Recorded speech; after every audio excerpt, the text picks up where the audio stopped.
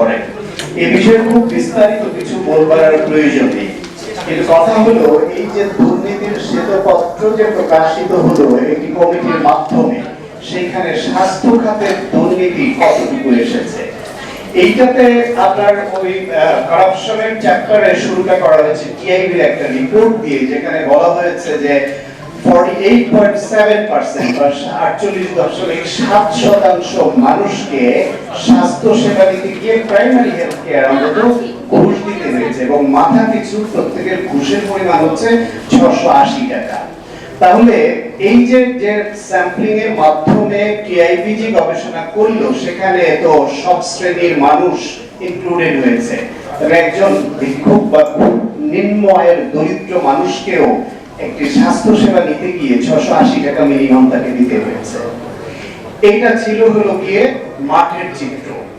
কিন্তু বড় বড় যে করাপশন গুলো হয়েছে, সেই করাপশনের মধ্যে আপনার যে একটা আইসিইউ পর্দার দাম যে 37 লাখ টাকা ধরা যায়, এটা আমার মনে হয় খুব বড় মাপের দুর্নীতিবাজরাও এটা ভাবতেও ভয় পেতেন এক সময়।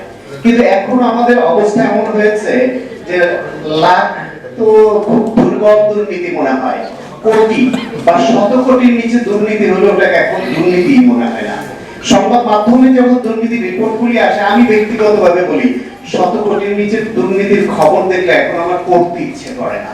ওরা দূরে তো শেষটা দুর্নীতিবাজ, তো কি দুর্নীতিটা করলো। এমন একটা সময় গত 16 বছরে তৈরি হয়েছে যেখানে দুর্নীতিকে প্রাতিষ্ঠানিকভাবে সম্মানিত করা হয়েছে। যে যত বড় দুর্নীতি করবে, যে যত বেশি টাকা পাচার করবে, যে যত বেশি টাকার মালিক হবে, তার সম্মান সোসাইটিতে তত বেশি হবে। যে কারণে এই দুর্নীতিবাজদের যে ধরা হবে, সে রাষ্ট্রীয় ব্যবস্থা বা প্রাতিষ্ঠানিক ব্যবস্থাটা কার্যকর রাখা হয়নি। বাংলাদেশের সংবাদ মাধ্যমে এমন অনেক রিপোর্ট আসছে, আমি সিম্পলি দুই একটা রিপোর্ট একটু আপনাদের জন্য মনে করিয়ে দেই, আপনাদের অনেকেরই হয়তো মনে আছে। একবার স্বাস্থ্য খাতের দুর্নীতি নিয়ে হাইকোর্টে দুজন আইনজীবী রিট করলেন। দুজন বিচারপতি বললেন যে স্বাস্থ্য খাতের শীর্ষ থেকে নিচ পর্যন্ত দুর্নীতি। হাইকোর্টের এই অবজারভেশনকে আমরা সাধুবাদ জানিয়েছিলাম, কিন্তু বিচার বিভাগের দুর্নীতি নিয়ে আমরা আবার কিছু বলেন না। মানে একে অপরের পিছনটা বললেও তবু আমরা মেসেজটা পেয়ে যাই যে কতটা হয়েছে। এবং তিনি সেখানে পরকালের ভয় দেখিয়েছেন এবং এমনও বলেছেন তারা এই দেশে থাকে, তারা জানেন কতটা দুর্নীতিতে নিমজ্জিত। কোভিড এর সময় হচ্ছে কি আমাদের জীবন মরণ সমস্যা ছিল, প্রত্যেকে আমরা মৃত্যু নিয়ে চিন্তিত ছিলাম। সেই মৃত্যু চিন্তা উপেক্ষা করে যারা দুর্নীতি করতে পারে, টাকা চুরি করতে পারে, কোভিড এর ভ্যাকসিন নিয়েও যারা দুর্নীতি করতে পারে, তারা কত। এরকম হয়েছে যে কোভিড এর টিকার খরচ কত হয়েছে ব্যবস্থাপনা এবং টিকা কেনায়, তৎকালীন স্বাস্থ্যমন্ত্রী বলেছিলেন 40,000 কোটি টাকা খরচ হয়েছে। টিআইবি গবেষণা করে দেখেছে খরচ কোনোভাবেই 1800 কোটি টাকার বেশি না। তাহলে 2200 কোটি টাকা দুর্নীতি। চিন্তা করা যায় যে করোনার সময় যেখানে মানুষ মৃত্যু ভয় নিয়ে ভীত, যারা ধর্মকর্ম করে তারা আল্লাহর কাছে প্রার্থনা করছে, ঈশ্বরের কাছে প্রার্থনা করছে, ভগবানের কাছে নিজের জীবন প্রার্থনা করছে, আমাকে বাঁচিয়ে রাখো, সেই অবস্থায় চুরি করে, কতটা জঘন্য চোর। এখানে আমি নাম উল্লেখ করেই বলি, প্রথম আলোর সিনিয়র সাংবাদিক শিশির মোড়ল আছেন, ওনার একটা রিপোর্ট আমি প্রায়ই বিভিন্ন আলোচনায় রেফার করি। সেটি হচ্ছে ভ্যাকসিন কেনার যে দাম, প্রতিবেশী দেশগুলোর চেয়ে বেশি দামে বাংলাদেশে ভ্যাকসিন কেনা হয়েছিল। কত বেশি দেখেন, 2 ডোজ ভ্যাকসিনের দাম বাংলাদেশে ছিল 3178 টাকা, যেটা পাশের দেশ মালদ্বীপে ছিল 894 টাকা, ভারতে ছিল 878 টাকা, নেপালে 724 টাকা। সেই 700-900 টাকার 2 ডোজ ভ্যাকসিন বাংলাদেশে কেনা হয়েছে, 2 ডোজের দাম পড়েছে 3178 কোটি টাকা, 78 টাকা সরি। তাহলে ভ্যাকসিন কেনা নিয়েও কি পরিমাণ দুর্নীতি হয়েছে এইভাবে প্রত্যেকটা সেক্টরে। এখানে আজকে অনুষ্ঠানের প্রধান অতিথি আমাদের স্যার, আমার বঙ্গবন্ধু শেখ মুজিব মেডিকেল ইউনিভার্সিটির ভিসি ছিলেন, এখন আরো বড় দায়িত্বে আছেন। স্যার প্রায় 2 যুগের বেশি সময় ধরে বঙ্গবন্ধু মেডিকেল ইউনিভার্সিটিতে শিক্ষকতা করছেন। মর্মে মর্মে জানেন যে ওটি দুর্নীতির কিরকম আখড়ায় পরিণত হয়েছিল।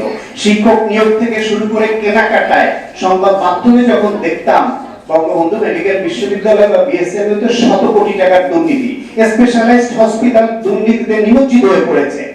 আমরা লজ্জিত হই। আমরা চিকিৎসক হিসেবে, সমাজের সচেতন মানুষ হিসেবে আমরা লজ্জিত হই। আমরা প্রতিবাদও করেছি কিন্তু কোনো প্রতিকার পাইনি।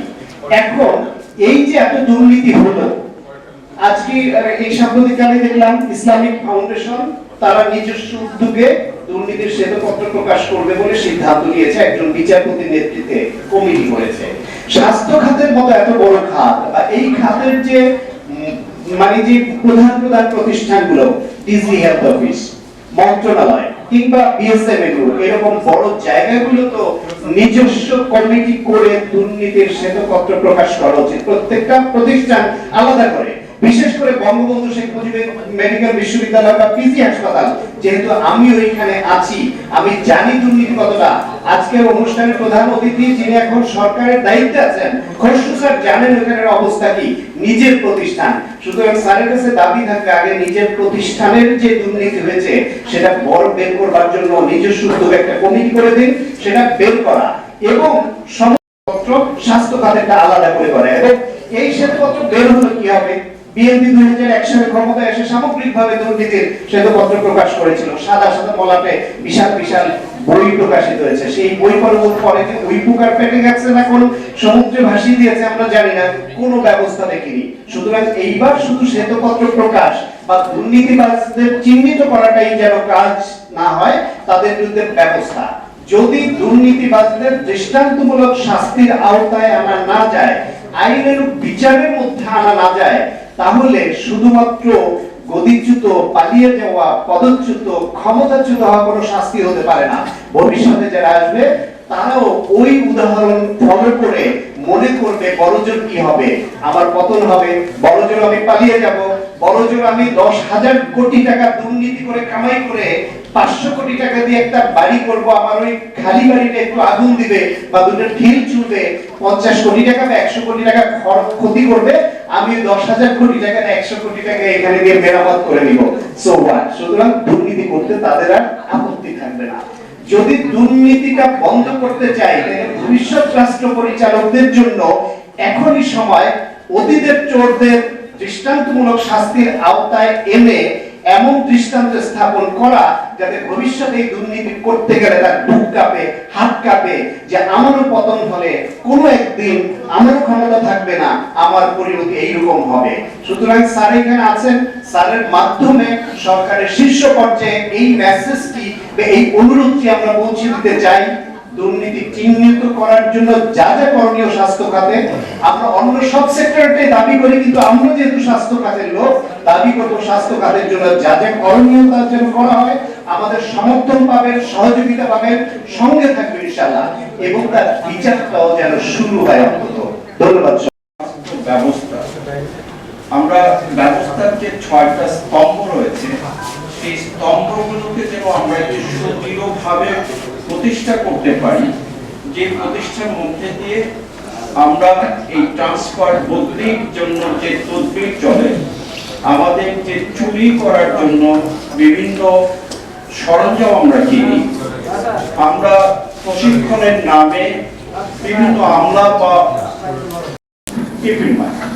আমরা যতই কথা বলি না কেন, দিন শেষে কিন্তু ভ্যাকসিন তো ওষুধই খেতে হচ্ছে আমাদের। সেহেতু আপনারা এগুলোকে কিভাবে এই দুর্নীতিগুলোকে এবং আমাদের লুটেরা সমাজের যে সমস্ত জিনিসগুলো যারা রয়েছে তাদেরকে বিচার করতে পারি, তার একটি পদক্ষেপ আপনারা নেবেন। আমরা মনে করি যে আমাদের সাংবাদিক বন্ধুরা আছেন, তারা সবচেয়ে বেশি ইফেক্টিভ কাজ করেছেন গত 16 বছরে। স্বাস্থ্য ক্ষেত্রে যত চুরি, যত বাটপাড়ি, যত রকম মানুষকে ঠকানোর যতটুকু তথ্য আমরা পেয়েছি, সেই তথ্যটা কিন্তু আমরা মিডিয়াতেই পেয়েছি, এবং সেই হিসেবে আমাদের এই সুস্বাস্থ্যের বাংলাদেশের পক্ষ থেকে মিডিয়ার বন্ধুদেরকে আমাদের কৃতজ্ঞতা প্রকাশ করতে চাই। এবং আমি আশা করি যে মিডিয়ার বন্ধুরা যতটুকু স্বাস্থ্য ক্ষেত্রে করেছে, আজকে যদি আপনি রিভিউ করেন গত 1 বছরে, তাহলে দেখবেন দুর্নীতির মূল জায়গাটা হলো স্বাস্থ্য ক্ষেত্রে। শেষ করতে চাই একটা কথা, একটা জিনিস আমরা অ্যানালাইসিস করে দেখিয়েছি, সেটা হচ্ছে বিভিন্ন সময় আমরা বড় বড় ব্যবসায়ীদের ফেভারে যে সমস্ত কর ছাড় দিয়ে রাখি, সেই কর ছাড়গুলো না যদি দিতাম, সেই কর যদি সততার সাথে আহরণ করতে পারতাম, তাহলে আমাদের শিক্ষা ক্ষেত্রে এবং স্বাস্থ্য ক্ষেত্রে বিনিয়োগ আমরা দ্বিগুণ করতে পারতাম। অর্থাৎ আমার এক্সট্রা অ্যাডিশনাল কোনো কিছুই লাগতো না। আমি শুধুমাত্র কর ছাড়ের বিষয়টাই যদি মনোযোগী হতাম, কর রেশনালাইজ করতাম, তাহলে আমার স্বাস্থ্য এবং শিক্ষা খাতে বিনিয়োগ বাড়ানো সম্ভব ছিল। আমাদের আউট অফ পকেট খরচ অনেক বেশি, আমরা বলেছি 73%। লাউপিডিয়া যারা আমাদের সাথে মধ্যম আয়ের দেশে গ্রাজুয়েশন এলডিসি গ্রাজুয়েশনে যাচ্ছেন, ওনাদের আউট অফ পকেট খরচ দেখেন 31% মতো, মালয়েশিয়া এটা 32% মতো, ফিলিপিন্স শ্রীলঙ্কা এটা 43-44% মতো। আমাদের পার 1000 মানুষের জন্য যদি আমি ডাক্তারের সমস্যা সেটা প্রকাশিত হচ্ছে না, আর যেটা হয়তো আমাদের সাফল্য গাথা না, তাকে এত বেশি মালা পরানো হচ্ছে যে আমরা এমন একটা আবহ বিরাজ করছি যে বোধহয় উন্নতির আর প্রয়োজনই নাই, আমরা বিশ্বের শ্রেষ্ঠ স্বাস্থ্য ব্যবস্থা হয়ে গেছে। আপনারা হয়তো ভাবছেন যে এটা সম্পূর্ণ রকম ভাবে আমার আবেগের কথা। 3টা গল্প বলে এই আবেগটাকে সত্যিকারের রূপরেখা দিতে চাই। প্রথম, বাংলাদেশ ম্যাটারনাল মর্টালিটি সার্ভে, বাংলাদেশের মাতৃমৃত্যুর সবচাইতে বড় সমীক্ষা, যেটার উপরে ভিত্তি করে আমরা জানতে পারি মাতৃমৃত্যু কোথায় দাঁড়িয়ে আছে। 2016 সালের সার্ভেটা নিয়ে যখন 2017 সালে আমরা প্রথম রিপোর্ট পাবলিশ করতে চাইলাম, আমাদেরকে বলা হলো এখন করোনা, কারণ কি সামনে নির্বাচন। তো বাংলাদেশের মাতৃমৃত্যু কোথায় দাঁড়িয়ে আছে তার সাথে নির্বাচনের সম্পর্ক কি? আমরা বললাম যে না, আমরা করতে চাই। তখন বলা হলো যে তোমাদের সমীক্ষায় ত্রুটি আছে। সবার জ্ঞাতার্থে জানাচ্ছি, বাংলাদেশের মাতৃমৃত্যুর সমীক্ষা, বাংলাদেশের একমাত্র রিপোর্ট যেটা শেষে লেখা আছে কেন এই সার্ভেটা সঠিক আছে। একটা উচ্চ পর্যায়ের কমিটি করে একটা বছর আটকানো হলো, তারপরে সেই সমীক্ষার রিপোর্ট আসলো।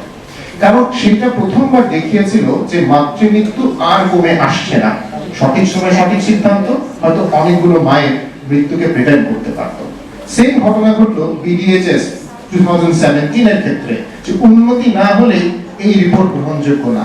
বুদ্ধিবৃত্তিক দুর্নীতির অসম্ভব গাঢ় একটা উদাহরণ। কোভিডের সময় 3টা গল্প বলবো। শিক্ষা ব্যবস্থাকে ধ্বংস করার জন্য যাবতীয় ব্যবস্থা বিগত 16 বছরে করা হয়েছে। কিছুদিন আগে একটি রিপোর্ট ছিল, বাংলাদেশে 37টি সরকারি মেডিকেল কলেজ স্থাপন করা হয়েছে এবং সেই মেডিকেল কলেজগুলিতে 65% পোস্ট অফ দি প্রফেসরস আর MP, 45% post of the assistant and associate professors আর এমপি শূন্য। আজকে যেই মেডিকেল কলেজে প্রফেসর নাই, অ্যাসোসিয়েট প্রফেসর নাই, অ্যাসিস্ট্যান্ট প্রফেসর নাই, সেইখান থেকে যে চিকিৎসকটি পাশ করে বের হচ্ছে সে কি মানসম্মত চিকিৎসক হতে পারে? কোনোদিনও না। আর তো চিকিৎসা ব্যবস্থা সম্বন্ধে কোনো জ্ঞান ছাড়াই সে পাশ করতেছে। মেডিকেল কলেজ স্থাপিত হয়েছে প্রায় 67টি বেসরকারি মেডিকেল কলেজ, রাজনৈতিক বিবেচনায় আপনারা জানেন। প্রত্যেকটি সচিব করা নেতার প্রায় যারা শীর্ষস্থানীয় তাদের ব্যক্তিগত জানতে পারিনি। আমাকে কানাডা থেকে ফোন করে বলা হয়েছে, আমি যেহেতু আমি একটা অব্লিগেশন ফিল করে ওই কারণেই আমি আসছি। শ্বেতপত্রটাও তো পুরোটা দেখতে পাইনি, আংশিক যেটুকু দেখলাম সেটা এতই আংশিক যে তা থেকে সমগ্রের কাছে আমার যাওয়ার মানে আমার যোগ্যতা নেই। আমি খুব সাধারণভাবে কয়েকটা কথা বলবো। সেটা হচ্ছে ধরেন এই এখন আমাদের এখানে কর্মসূচি শেষ করি, আমার একজন ডাক্তারের সঙ্গে অ্যাপয়েন্টমেন্ট আছে।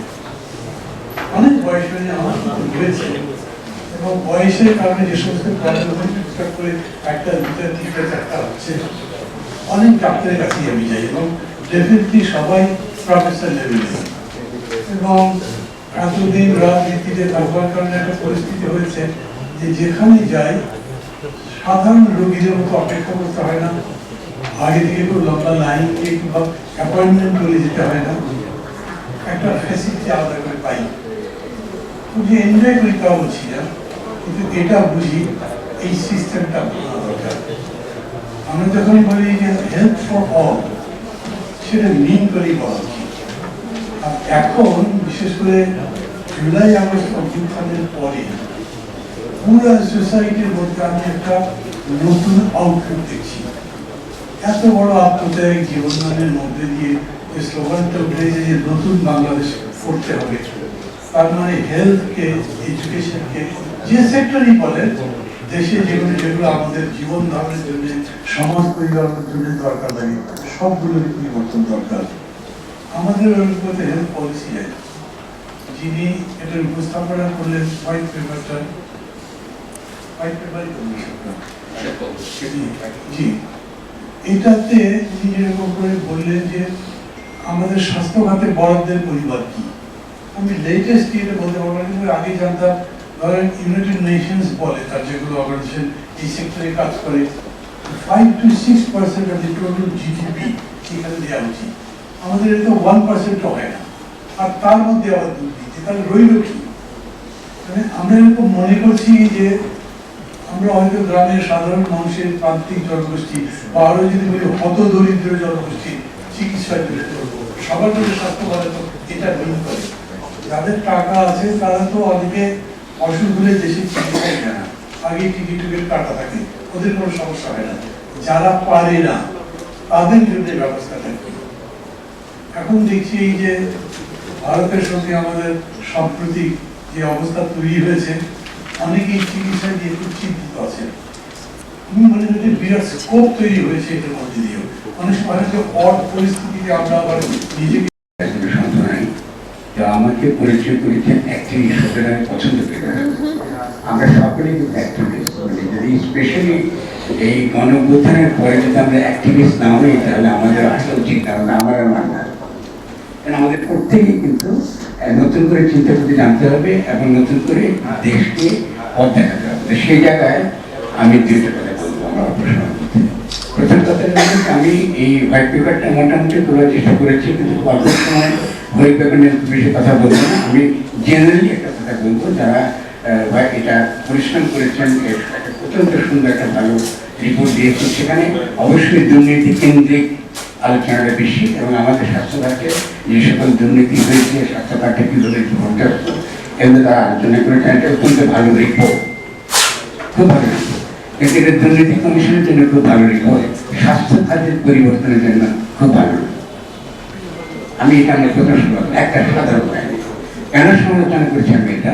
কারণ এর যে ফিলোসফিক্যাল প্রেমিস, এর যে ইকোনমিক প্রিন্সিপল, এটা নির্ভর করছে এটাকে আমাদের নিউ ক্লাসিক্যাল ইকোনমিক্স, বাজার এবং চাহিদা ভিত্তিক।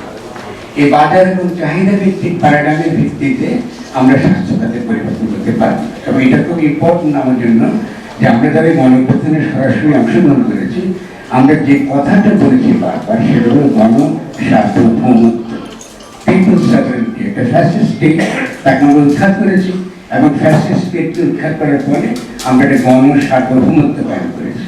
এটা চেয়েছি আমরা, যে পিপল সভারেন, এবং পিপল তার নিজের জায়গা থেকে সে আজকে স্বাস্থ্য ব্যবস্থা বলুন, শিক্ষা খাত বলুন, সমস্ত কিছু বিষয় নতুন করে সে পুনর্গঠন করবে। এটা হচ্ছে মূল কথাটা। যদি আমরা এই গণসার্বভৌমত্ব কথাটা মানে বুঝি, তাহলে পলিসির ক্ষেত্রে কতগুলো ব্যাপার সাংঘাতিকভাবে এসে যায়।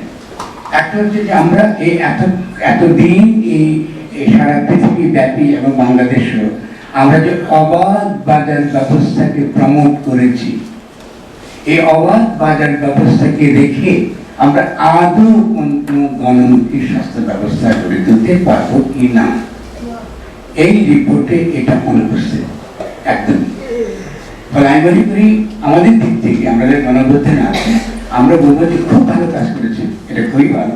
স্ট্যাটিস্টিক্স অনেক কিছু আমি জানতাম না, আপনার সঙ্গে কোনো এক্সেলেন্ট। তাহলে আমাদেরকে প্রথম কথা প্রশ্ন করতে হবে, এখন যে রাষ্ট্রটা আছে বাংলাদেশে, এই রাষ্ট্রটাকে অবাধ বাজার ব্যবস্থা, এই রাষ্ট্রকে বলা হয় সিকিউরিটি স্টেট। কেন বলা হয় সিকিউরিটি স্টেট? কারণ এই রাষ্ট্র দাবি করে সমস্ত কিছু, স্বাস্থ্য বলুন, শিক্ষা বলুন, খাদ্য বলুন, পুষ্টি বলুন, সব কিছু ঠিক করে দেবে বাজার, বাজারের প্রতিযোগিতা, বাজারের প্রতিদ্বন্দ্বিতা। তবে নাগরিকরা কি করে তাদের স্বাস্থ্য এবং পুষ্টি রক্ষা করবে যদি বাজার সব ঠিক করে দেয়? রাষ্ট্রের দাবি করে তারা, রাষ্ট্রের কোনো ক্ষমতা নেই। আপনি যদি আজকে রাষ্ট্রীয় পলিসি দেখেন, ওয়ার্ল্ড ব্যাংকের পলিসি দেখেন, IMF এর পলিসি দেখেন, ইউনিসেফ এর পলিসি দেখেন এবং WHO এর পলিসি দেখেন, এটা কিন্তু বাজার, এটা বিল গেটস কিন্তু এখন বিশ্ব স্বাস্থ্য সংস্থা চালায়। স্পেশালি কোভিডের পরে in the name of Covid, আমাদের সারা দেশে বিশাল রকম একটা কি বলা যায়, একটা কোভিড একটা মহামারী হচ্ছে, আরেকটা বিরাট মহামারী আসছে, আমাদের ভ্যাকসিন উৎপাদন করতে হবে সমস্ত পৃথিবীব্যাপী, এবং সমস্ত কোম্পানিগুলো অতি সহজে ভ্যাকসিনের নামে বড় বড় ইন্টারন্যাশনাল কোম্পানিগুলো কিন্তু ইতিমধ্যে বিশাল ব্যবসা করে দিয়েছে। শুধু আমরা পারি না কেন, আমাদের এখানে একজন দরবেশ ছিলেন, আমরা পারিনি, আমরা টেকনোলজি ট্রান্সফার করতে পারিনি, যদিও WTO-তে আমাদের জন্য কম্পালসারি লাইসেন্সিং ছিল, মেলার সুযোগ ছিল, আমাদের এখানে গণস্বাস্থ্য ছিল, ডক্টর জাফর চৌধুরী ছিল, আমার মতো অত্যন্ত নগণ্য একজন ফার্মাসিস্টও ছিল, ফলে আমরা কিন্তু অতি সহজে কিন্তু এখানে একটা ভ্যাকসিন উৎপাদন করতে পারতাম। শুধু তাই না, আমরা সত্যিকার অর্থে একটা ব্রেক থ্রু করতে পারতাম বিভিন্ন টেকনোলজি, হেলথ টেকনোলজির ক্ষেত্রে, স্বাস্থ্য টেকনোলজির ক্ষেত্রে। এটা আমরা বারবার চেষ্টা করে পারিনি। সেটা বাদ দিন, সিম্পলি যে কোভিড টেস্ট করতে হবে, সেই টেস্ট কিটও কিন্তু আমরা বানাতে পারি না। তাই এটা তো খুবই সিরিয়াস স্বাস্থ্যের ইস্যু, এটাকে বাদ দিয়ে তুমি কথা বলতে পারবে না। এরপর আপনি আসেন পরবর্তী কাছে বক্তব্য। আমার পরবর্তী কথা বলি এরকম, এখন আমাদের মতো দেশে স্বাস্থ্যের প্রশ্নটা একান্তই কৃষির প্রশ্ন। আমার কথা শুনে অবাক হয়ে গেল আপনারা, এটা কিন্তু কৃষির প্রশ্ন। স্বাস্থ্যকে কৃষি বাদ দিয়ে কিছু করতে পারবেন। আমার পাশে একজন ক্যান্সার বিশেষজ্ঞ বসে আছেন, এবং আমি জানি, আশা করি যে তিনি একজন এত বড় একজন ডাক্তার হিসেবে তিনি আমার কথা তিনি হয়তো মানবেন। আমাদের 67% যে ওষুধ, এটা কি NCD বলি আমি, নন কমিউনিকেবল ডিজিজ, মানে 66% অসুখ হয়। আমাদের খাওয়া দাওয়া ঠিক নেই, আমাদের স্বাস্থ্য কি বলে কৃষি ব্যবস্থা ঠিক নেই, আমাদের পুষ্টি ব্যবস্থা ঠিক নেই। ফলে এখান থেকে ক্যান্সার তৈরি হচ্ছে, এখান থেকে ডায়াবেটিস তৈরি হচ্ছে। এটা আপনারা যারা এই 28 আর 29 খান আর সাদা সাদা ভাত খান, আপনারা সকলে কিন্তু ডায়াবেটিস ভোগেন। আমার একটু ডায়াবেটিস হয়েছে, আমি লাল চা খাওয়া সত্ত্বেও। মানে আমাদের যে খাদ্য ব্যবস্থা কোথায় গিয়ে পৌঁছেছে, এটাকে ঠিক করা ছাড়া তো আপনি স্বাস্থ্যের কিছু করতে পারেন। স্বাস্থ্য সিম্পলি একটা সার্ভিস ডেলিভারি ব্যাপার না, এটা বাজারের ভাষা। স্বাস্থ্য সার্ভিস ডেলিভারির বিষয় না, যেমন সেবা এই আমাদের চাহিদা কতটুকু, আমরা কি সেটা কতটুকু মেটাতে পারছি, এটার সঙ্গে কোনো সম্পর্ক নেই। একান্তই স্বাস্থ্যটা আমাদেরকে ফোকাস করতে হবে। যদি পুষ্টি কথা ভাবি, যদি এই NCD কথা ভাবি, প্রথম প্রায়োরিটি হেলথে হবে কৃষি। এবং যেহেতু কৃষিতে আমরা পুষ্টি থেকে আরম্ভ করে আমাদের খাদ্যটা গ্রহণ করি, এবং যদি কৃষির কথা ভাবি, তাহলে খুব সহজ কিন্তু একটা নীতি আমরা ইতিমধ্যে প্রণয়ন করতে পারি। অন্তত ক্যান্সার যদি ঠেকাতে চাই, বিষ ব্যবহার এবং ক্ষতিকর রাসায়নিক পদার্থ ব্যবহার বন্ধ করা খুব সহজ, খুব কঠিন কিছু না। আমাদের যে বড় বড় কিন্তু আসলে হোয়াইট পেপার দরকার আছে, দুর্নীতি দমন কমিশনের জন্য ভেরি গুড, আমরা একটু ডাকাতকে ধরবো ইনশাআল্লাহ, কিন্তু সেটা দ্বারা আমি কিন্তু স্বাস্থ্যবাদকে পরিবর্তন করতে পারবো না। তাহলে প্রথম কাজ হচ্ছে যেটা স্বাস্থ্যবাদের প্রায়োরিটি আমার এখানে কি আছে। 2 নম্বরটা হচ্ছে যে আমরা এখানে যে প্রাইভেট হাসপাতালগুলোকে আমরা গড়ে তুলছি, তাকে প্রায়োরিটি দিচ্ছি, এবং আমাদের যে এই সরকারি হাসপাতালকে ইগনোর করছি, এটা মারাত্মক রকম ক্রিমিনাল কাজ। কারণ গরিব মানুষ সেবা পায় একেবারে এই আমাদের স্বাস্থ্য ব্যবস্থা থেকে। আমি সম্প্রতি নিউমোনিয়া হয়েছিল, এবং আমি আমাদের যে একটা সরকারি হাসপাতালে আমি ছিলাম, আমি খুবই ভালো সেবা পেয়েছি, আমি কোনো সমস্যা দেখিনি। এবং সেটা আমাদের সরকারি যে হাসপাতাল আছে, এক্সিলেন্ট হাসপাতালে অত্যন্ত আধুনিক, এবং একই সঙ্গে তাকে সেবার দিক থেকে সব দিক থেকে অতি সহজে গড়ে তোলা যায়। কিন্তু আমরা আমাদের যে বেসরকারি সরকারি স্বাস্থ্য ব্যবস্থা, এটাকে আমরা কমপ্লিটলি ইগনোর করছি। সে 80 দশক থেকে, যখন থেকে অবাধ বাজার ব্যবস্থা আমাদের সব ক্ষেত্রে আমাদের নীতি রয়েছে। তাহলে স্বাস্থ্য সংক্রান্ত যদি কোনো আলোচনা আমরা করতে চাই, তাহলে অবশ্যই অবাধ বাবাদ ব্যবস্থার ক্রিটিক থেকে শুরু হবে। সিকিউরিটি স্টেট থেকে বেরিয়ে এসে আমাদেরকে এমন একটা রাষ্ট্র গড়ে তুলতে হবে যেখানে সমষ্টিগত স্বার্থ, মানে পপুলার সভারেন্টি যেটাকে আমি বলি, যেটি গণ অভ্যুত্থান হয়েছে, গণ অভ্যুত্থানের মধ্য দিয়ে একটা গণ অভিপ্রায়ের জন্য হয়েছে। সেই গণ অভিপ্রায়ের মর্ম কথা হচ্ছে যে এই আমরা সমষ্টিগতভাবে আমাদের যে সমষ্টি যে স্বার্থ, যার মধ্যে স্বাস্থ্য এবং পুষ্টি অন্যতম, এটা আমরা সমাধান করব। এবং সেই সমাধানের ক্ষেত্রে আমাদের কি কি লাগবে? প্রথমত আমাদের ডেফিনেটলি অত্যন্ত উন্নত আমাদের যারা জ্ঞান, যেটা ডাক্তারি শাস্ত্রে এবং টেকনোলজিতে আমাদের জ্ঞান আয়ত্ত করতে হবে। তো জ্ঞান আয়ত্ত করে একটা নীতি আমাদের লাগবে। আমি একটু আমার গণস্বাস্থ্যের অভিজ্ঞতা থেকে দাঁড়িয়ে দু একটা কথা বলে শেষ করবো যে আমরা কিভাবে করতে পারি। প্রথম আমাদের অভিজ্ঞতা ছিল যখন গণস্বাস্থ্য আমরা ফার্মাসিউটিক্যাল দেওয়া অকুপেশনে যখন ফিরে আসি বিদেশ থেকে দেওয়ার জন্য, আমাদেরকে বলেছিল তোমরা স্মল বিউটিফুল করো, ছোট ছোট, তোমাদের তো ক্ষমতা নেই বড় কিছু করার। তো তখন জবাবে বলেন ধরবে জানেন তো স্মল বিউটিফুল কি, এটা কিন্তু সাম্রাজ্যবাদী মতাদর্শ। বড় বড় কোম্পানিগুলো বড় বড় কাজ করবে আর আমরা স্মল বিউটিফুল থাকবো, ঠিক আছে? এটা কিন্তু ওদের দিক থেকে দেখলো কিন্তু নীতি। আমরা কিন্তু বলছি না আমরা বড় হাসপাতাল করবো, আমরা এবং বড় হাসপাতাল করেছি, চেষ্টা করেছি করতে পারি, বড় ফার্মাসিউটিক্যাল ইন্ডাস্ট্রি করার চেষ্টা করেছি, কিন্তু সভাপতি বাজারের প্রতিযোগিতা যেটা আমরা করতে গিয়েছিলাম এটা আমরা পারিনি। কিন্তু যেটা আমরা অন্তত অর্জন করতে পেরেছি সেটা হলো এই অপ্রয়োজনীয়, অকেজ এবং কার্যকর ওষুধ আমরা নিষিদ্ধ করতে পেরেছি। এবং এটা হয়েছে কিন্তু সামরিক শাসনের দ্বারা। সে ক্ষমতা ছিল, সে মনে করে যেটা করলে তার জনপ্রিয়তা বাড়বে, আসলে কিন্তু তার জনপ্রিয়তা বেড়েছে। এটা হয়েছিল আপনাদের কাছে করেছে। এবং পরবর্তী আমরা কেন পারিনি? স্বাস্থ্য নীতি করতে পারিনি। এখন আমার এখানে অত্যন্ত শ্রদ্ধা অনেক ডাক্তারে বসে আছেন, তারা আমাকে রাগ করবেন, এটা আমি না বলে পারছি না, এটা পারিনি ডাক্তারদের জন্য। তো আমি বলবো যে আগামী দিনে যদি আমি স্বাস্থ্যনীতি করতে চাই, আমাকে হতে হবে ডাক্তার, আর ডাক্তারদের হতে হবে অ্যাক্টিভিস্ট। এটা যদি না স্থানগত না করি আমরা, তাহলে কিন্তু আমরা বাংলাদেশে কিছু করতে পারবো। অ্যাক্টিভিস্ট করা মানেটা হচ্ছে এই আমাদের একটা প্রথমত একটা অত্যন্ত যে স্বাস্থ্যনীতিটা করবার শুরু করেছিলাম আমরা, এই স্বাস্থ্যনীতির কাজ শেষ করতে হবে। তো আমি আজকে যারা সুস্বাস্থ্যের বাংলাদেশ এখানে বলছেন তাদের কাছে আমার একটা প্রস্তাব যে আপনার প্রথমে ডক্টর জাফরের যে কাজটা তিনি শুরু করেছিলেন তিনি কমপ্লিট করতে পারেননি। এবং এখানে অত্যন্ত শ্রদ্ধা আমাদের ডাক্তার অনেকে আছেন বাংলাদেশের নেতৃত্বস্থানীয়, তাদের সমর্থনে এবং তাদের নেতৃত্বে আমাদেরকে অবিলম্বে আমি জানি না এটা ঠিক অবিলম্বে আমাদের একটা স্বাস্থ্যনীতি প্রণয়নটা করা অত্যন্ত জরুরি। আর এই দলিলটা আমরা দুর্নীতি কমিশনকে দেবো, ওখানে আমাদের খুব ভালো একজন লোক আছেন ডক্টর মুমিন, উনি ডেফিনেটলি দুর্নীতিবাদ যারা তাদেরকে ধরার ক্ষেত্রে আমরা অ্যাকশন করতে পারবো। কিন্তু আমাদের বড় কাজটা রয়ে গেছে, সেটা হলো একটা সত্যিকারের গণমুখী স্বাস্থ্যনীতি, একটা গণ উদ্যানের পরে যে স্বাস্থ্যনীতিতে জনগণের অভিপ্রায়, জনগণের যে ইচ্ছা, জনগণের যে বাসন, যে তাদের স্বাস্থ্য এবং পুষ্টি তারা নিজেরা নিশ্চিত করবে। তার মানে যে সরকার করবে এটা কিন্তু না। যদি আপনি সত্যিকারের কৃষি ব্যবস্থার বদল ঘটান, আমাদের যে ছোট একটা উদাহরণ দিই আপনাদেরকে, আমরা কি গোল্ডেন রাইস আনতে চাচ্ছি, খেয়াল করছেন? আমাদের সরকার আমরা সদন্ত করছে গোল্ডেন রাইস মানে আপনি এখন ওই কি বলে ইয়েতে ক্যারোটিওয়ালা ধান খাবেন, আপনি খাইতে হবে কিন্তু 10 করে, মানে অবাস্তব চিন্তা ভাবনা। এবং এটা জেনেটিক্যালি মডিফাইড ট্রানজেনিক ক্রপ এটা। এবং তার চেয়ে এটা না করে আপনি এখানে সবজি green vegetables is very easy. আমাদের কৃষকরা এটা করে, কিন্তু গ্রিন ভেজিটেবলটা এখন কেন খেতে পারছেন না? কারণ এগুলো সব বীজ দিয়ে এটাকে নষ্ট করে ফেলছেন। কৃষকরা আপনার মুরগি পালতে পারে না, কৃষকরা গরু পালতে পারে না, ছাগল পালতে পারে না, এখন মুরগি আপনারা খাচ্ছেন পোলট্রি ইন্ডাস্ট্রি।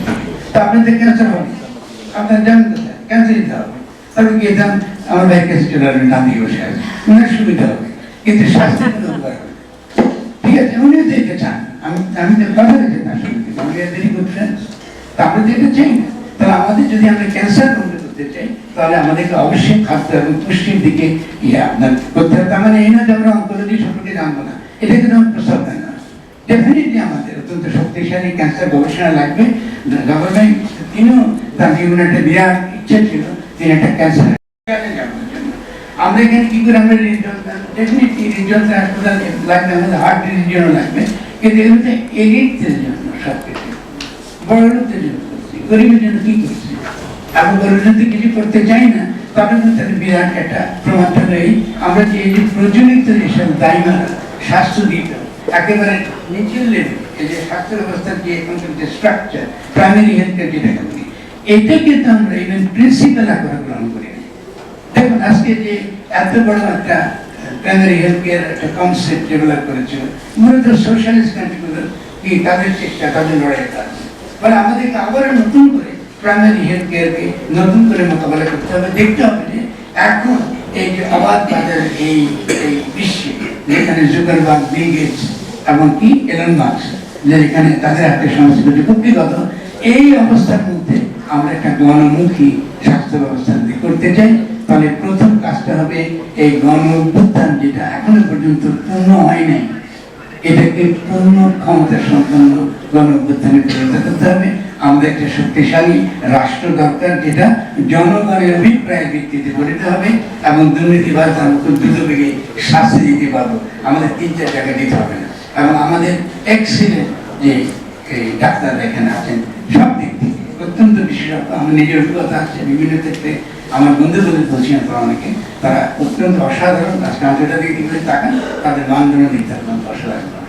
আমরা বাংলাদেশে পারি যদি বাচ্চারা এই শেখ হাসিনাকে লাথি মেরে দেশ থেকে তাড়িয়ে দিতে পারে, আপনারা একটা শক্তিশালী স্বাস্থ্য পুষ্টি ব্যবস্থা করতে পারবেন। সেটা করতে হলে আপনাদেরকে এই যে নিউ ক্লাসিক্যাল ইকোনমিক্সের এইসব চিন্তা ভাবনার মাথা থেকে একটু বাদ দিতে হবে, একটু প্রো পিপল ইকোনমিক্স চিন্তা করতে হবে। আমি is also equally very strong. আর আমি মনে করি এটা আমার মনে করি হোয়াইট পেপারকে আমি যথেষ্ট প্রশংসা করি, যেন আমার ক্রিটিসিজম মানে এনার্জি এটা খারাপ কাজ হয়েছে, ভালো কাজ হয়েছে, কিন্তু এর সবচেয়ে মারাত্মক দুর্বলতা হচ্ছে এটা গণমুখী কোনো নির্দেশনা আমাকে দেয় না। এটা অনেকটা যেন পুলিশের কাজে লাগে, দুর্নীতি কমিশনের কাজে লাগে এরকম। তাহলে আমরা আরেকটি ডেফিনেটলি আমরা পেপার চাই, ন্যাশনাল পলিসি অন হেলথ, যেটা আমাদেরকে একটা নতুন স্বাস্থ্যের একটা নির্দেশনা দেবে। সকলকে ধন্যবাদ। যে তৌফিকের সাথে একটা বিষয় তৌফিক অনেকদিন থেকে বলছিল যে আমাকে বলছিল যে স্বাস্থ্য কমিশনের মেম্বার হওয়ার কথা, দেখবেন যে ফেসবুকে লেখা আছে। দ্যাট ইজ ইন্টারেস্টিং যে সামহাও আমি স্বাস্থ্য খাত সংস্কার কমিশনের সদস্য হয়েছি, তো মেবি তৌফিকের একটা কন্ট্রিবিউশন আছে এখানে, সো দ্যাট ইজ ওয়ান্ডারফুল। কিন্তু এখন যে বিষয়টা হলো যে আমরা কাজ করতে গিয়ে যে বিষয়টা প্রথমেই চেয়েছিলাম যে স্বাস্থ্য মন্ত্রণালয়ের তরফ থেকে একটি শ্বেতপত্র, দুর্নীতির একটি শ্বেতপত্র আমাদের প্রয়োজন ছিল। কারণ হচ্ছে দুর্নীতিগুলো আসলে কোথায় কোথায় হচ্ছিল, কিভাবে হচ্ছিল, সেগুলো যদি আমরা না জানি আমরা ওইটা বন্ধ করার জন্য আমরা রিকমেন্ডেশনটা কিভাবে দিব, কিন্তু আমরা এটা পাই না। কালকে বোধহয় শিশির মডেলের সাথে আমার কথা হচ্ছিল, কয়েকদিন এর আগেও হয়েছে, যে শিশিরকে আমি জিজ্ঞেস করলাম স্বাস্থ্য খাতে দুর্নীতির কথা, বলছে আমার এত রিপোর্ট আছে আপনাকে পাঠিয়ে আমি শেষ করতে পারবো না। কিন্তু স্বাস্থ্য মন্ত্রণালয় আজকে পর্যন্ত 4 মাসের বেশি হয়ে গেল এই কাগজগুলো খুঁজে পাইনি, নাকি আমরা পাওয়ার কোনো চেষ্টা করছি না। আমি মাননীয় উপদেষ্টা মহোদয়কে বলবো একটু দ্রুততার সাথে স্বাস্থ্য কমিশনের কাজ শেষ হওয়ার আগে যদি আমাদেরকে একটু ধারণা দিতে পারতেন যে কোথায় কোথায় কি হয়েছে, তাহলে আমরা খুবই উপকৃত হতাম, একটা সমাধান দেওয়ার চেষ্টা করতে পারতাম। যে এমআরপিটা যদি আমরা ওয়ার্ল্ডের কোথাও এমআরপি নেই, পৃথিবীর কোথাও নেই, শুধু বাংলাদেশে আছে ম্যাক্সিমাম মিডল প্রাইস আছে কত 15 to 17%। কিন্তু কেন আমরা এটা কমাই দিতে পারি না? পারি তো। আপনি ফার্মাসিস্টদের সাথে বসেন, কথা বলেন, আমি মনে করি নিশ্চয়ই ওরাও বাংলাদেশকে ভালোবাসে, নিশ্চয়ই সবাই মিলেই তো বাংলাদেশে করতে হবে, একাত্তর করতে করা যাবে না। আমাদের দেশে এই যে আমার কাছে ফরদে বারবারই বলছিলেন, কিন্তু ফরদের সাথে আমার একটা ব্যক্তিগত সম্পর্ক আছে দেখেই উনি বারবার আমাকে রেফার করছিলেন, সেটা হলো যে ঢাকা শহরে বা সারা বাংলাদেশে ভেজাল খাদ্যের জন্য, সারা বাংলাদেশে ক্যান্সারের একটা কারণ হলো ডায়েট অ্যাডাল্ট্রেশন। আমাদের দেশে 35% খাবারের ভেজালের জন্য ক্যান্সার হতে পারে, 35%।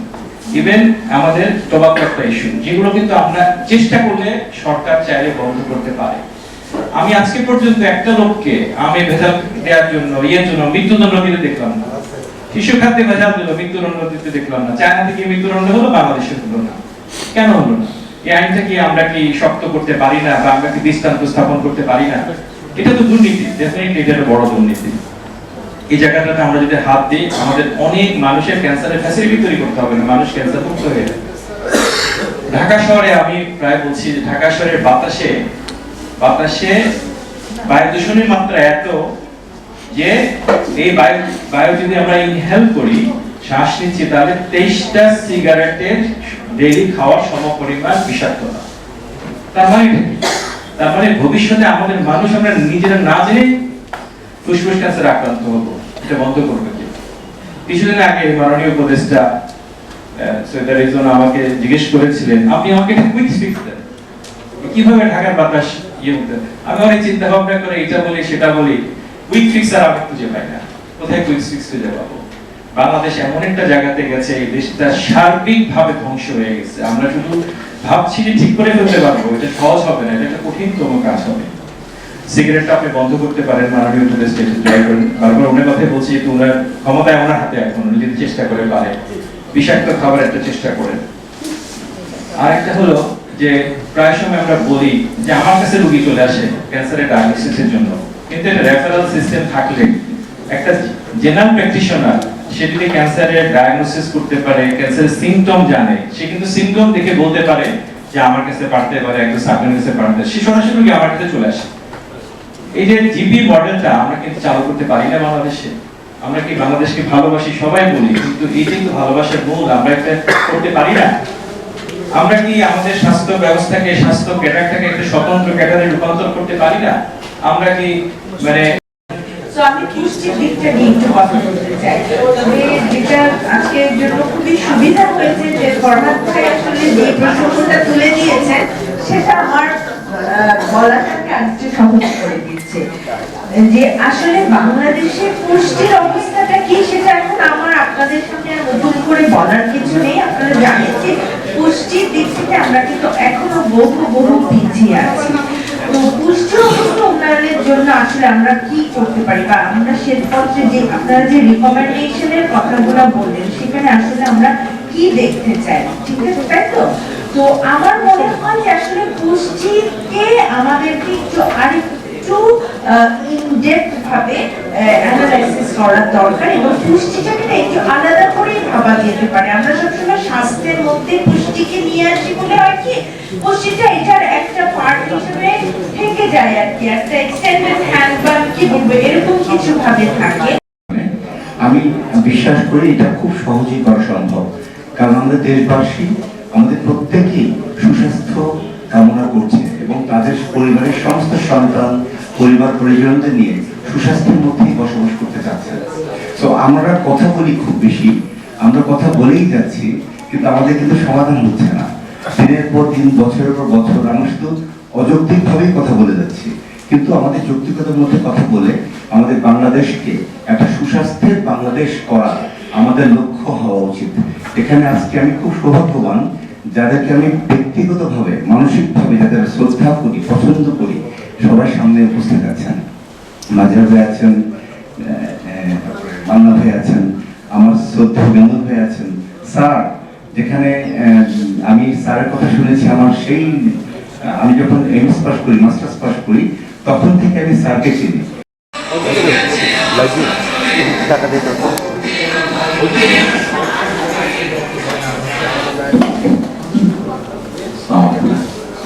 প্রথমেই আজকে শ্রদ্ধাকে স্মরণ করছি জুলাই আগস্ট অভ্যুত্থানের শহীদদের এবং যারা আহত হয়ে এখন হাসপাতালে অথবা বাসায় চিকিৎসা গ্রহণ করেছেন, যারা অঙ্গস্থবরণ করেছেন, তাদের প্রতি আমার ব্যক্তিগত ঋণ, এই জাতির অপরিসীম ঋণ।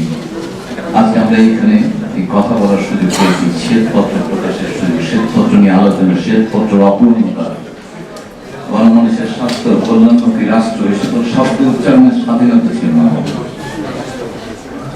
বলছিলেন কেউ কেউ আমাদের দুর্নীতি কোন কোন পর্যায়ে দিয়েছিল, সেইগুলো আলাপ করা হচ্ছে শ্বেতপত্রে।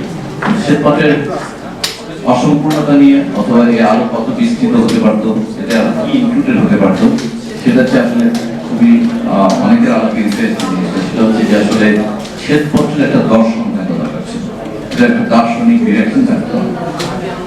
এবং সেই দর্শনটা আমি যে প্রথমে কথা বলছি, এই অভ্যুত্থানের দর্শন শ্বেতপত্রের প্রতি তুলে ধরা দরকার। শ্বেতপত্র শুধুমাত্র দুর্নীতির একটা খতিয়ান নয়। আসলে সাধারণভাবে এই শ্বেতপত্রে আমার বিবেচনায়, আমি খুব মানে রাজনীতি বা অর্থনীতি বা দর্শনের বিষয়ে বিশেষজ্ঞ নই, কিন্তু যেভাবে আসলে আমরা জানি ঐতিহাসিকভাবে যেভাবে সবুজ পত্র, নীলপত্র ছাড়িয়ে একসময় শ্বেতপত্র, যে আসলে আমাদের সকল যারা এই সকল দলিল দস্তাবেজ এগুলো তৈরি করার সঙ্গে জড়িত, তাদের মধ্যে কি সে দার্শনিক ঐক্য আছে? দর্শনগত ঐক্য ছাড়া আসলে কোনো শ্বেতপত্র প্রকাশের একটি কমিশন বা কমিটি যদি কাজ করে, তা আসলে আমাদের রাষ্ট্র পরিচালনা বা রাষ্ট্রের ভবিষ্যৎমুখী নির্দেশনা তৈরি করার জন্য খুব সহায়ক রকমের না হয়ে হয়তো একটি গভীর বড় ধরনের একটা থিসিস হয়ে উঠতে পারে। আমি খুবই আন্তরিকভাবে চাইবো যে এই অভ্যুত্থানে যে বৈষম্যহীন সমাজের জন্য বৈষম্যহীন স্বাস্থ্য ব্যবস্থার কথা প্রস্তাব করা বা মানুষের মনোজগতে যে বৈষম্যহীন একটি স্বাস্থ্য বন্দোবস্তের কথা বলা হয়েছে, সেটি প্রতিষ্ঠার লক্ষ্যে সমাজের এবং বিশেষত স্বাস্থ্য ব্যবস্থার বিভিন্ন অভ্যন্তরীণ যে সকল দুর্নীতি চিহ্নিত করা, এটা আসলে খুব জটিল কঠিন কাজ না। অতএব সেটার চেয়ে অনেক বেশি ইম্পর্টেন্ট হচ্ছে যে আসলে কোন কোন কারণে স্বাস্থ্য কাঠামোদের বৈষম্য তৈরি হয় সেগুলো নিরসন করা। শহরের সঙ্গে গ্রামের বৈষম্য, নারীর সঙ্গে পুরুষের, শিক্ষিতের জন্য অশিক্ষিতের, দরিদ্রের জন্য, এই সব ধরনের বৈষম্যের কারণ নির্ণয় করাটা হয়ে উঠছে দার্শনিকভাবে একটা শ্বেতপত্রের মূল লক্ষ্য। সেখানে দেখা যাবে যে কথা বলছিলেন বরিশাল ঢাকার কেন পার্থক্য হয়, এবার ক্যারেশন কমিউনিটির জেনারেল হাসপাতালে কেন পার্থক্য হয়, বসিলার সঙ্গে কেন গুলশানের ওই বস্তির সঙ্গে গুলশানবাসীর কেন পার্থক্য হয়, এই সবগুলোর কারণ বের করাটা হওয়া উচিত আসলে এই শ্বেতপত্রের বৈশিষ্ট্য। তো আমরা বিশ্বাস করি আমরা হয়তো অল্প দিন, যে কয়দিনে আমরা এই দায়িত্ব পালন করবো, সেই দায়িত্ব পালনের সময়কালে আগামী অল্প কিছু দিনের মধ্যেই আমি খুবই কৃতজ্ঞ হবো যারা আজকের উদ্যোক্তা, এবং এটাকে যদি আরো সম্প্রসারিত করে আপনারা এই দেশে ভবিষ্যৎ স্বাস্থ্য কাঠামো, এবং কেউ বলেছেন আসলে স্বাস্থ্য নীতির কথা এসেছে, আসলে স্বাস্থ্য নীতি একটা অবশ্যম্ভাবী ডকুমেন্ট, এটা অবশ্যই প্রয়োজনীয়। এরকম একটি নীতি আমাদের আছে, কিন্তু সেটা একটি কাগজে ডকুমেন্ট।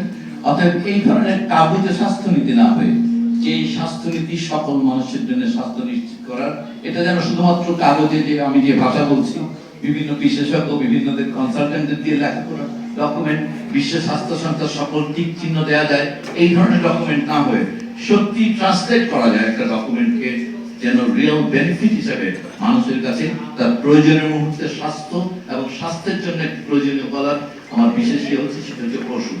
এখন পর্যন্ত যদিও আমরা মনে করি যে এখন পর্যন্ত আমরা সবাই আবার কিউরেটিভ মেডিসিন বললে আপত্তি করি, কিন্তু ক্রিয়ার বাস্তবতা হচ্ছে প্রতিরোধমূলক এবং প্রতিষেধকমূলক এই বন্দোবস্ত একটা দীর্ঘ মেয়াদে চলার আগ পর্যন্ত আসলে ওষুধ স্বাস্থ্য কাঠামো বা চিকিৎসা বন্দোবস্ত একটা বড় অংশ বহন করে চলবে। অতএব আমরা অবশ্যই গুরুত্ব দিতে চাই এই প্রতিরোধক এবং প্রতিষেধক বন্দোবস্তের উপর, কিন্তু আগামী 10-15 বছর এই বন্দোবস্তটি চলার পরই আমাদের ওষুধ নির্ভরতা কমবে। অর্থাৎ তার আগ পর্যন্ত সার্বজনীন স্বাস্থ্য কাঠামোর জন্য সকল মানুষের জন্য ওষুধের প্রাপ্যতা নিশ্চিত করা, এবং পাশাপাশি এই চিকিৎসা বন্দোবস্তের বিরাট বৈষম্য, চিকিৎসা অ্যাক্সেসের ক্ষেত্রে যে বিরাট বৈষম্য, সেগুলো নিরসনের লক্ষ্যে আমরা আশা করব নাগরিক সমাজ একটি শ্বেতপত্র বলেন অথবা একটি আমাদের জন্য একটা ডিরেক্টিভ গাইডেন্স ডকুমেন্ট বলেন, যদি সেটা তৈরি করে দেওয়া হয়, আমরা অবশ্যই অন্তর্বর্তীকালীন সরকার গণমানুষের জন্য এরকম একটি বৈষম্যহীন স্বাস্থ্য ব্যবস্থা কায়েমের জন্য সর্বাত্মক চেষ্টা করবে। আমরা গভীরভাবে কৃতজ্ঞ যারা আজকে উদ্যোগ নিয়েছেন তাদের কাছে, যে আপনারা আমাদেরকে এইগুলো শোনার সুযোগ দিলেন। আমি কথা বলার কোনো ইচ্ছা ছিল না, আমি শুনতে এসেছিলাম, কথাই বলে এসেছিলাম যে আমি শুধু শুনবো, কিন্তু যেহেতু আমাকে জবরদস্তি করে বলা হলে কিছু বলতে, আমি সেজন্যই কথা বলা। সবার কাছে অশেষ কৃতজ্ঞতা। আগামী দিনগুলোতে আপনার পাশে থাকবো, আপনারা আমাদের পাশে থাকবেন এই আশা করছি। ধন্যবাদ।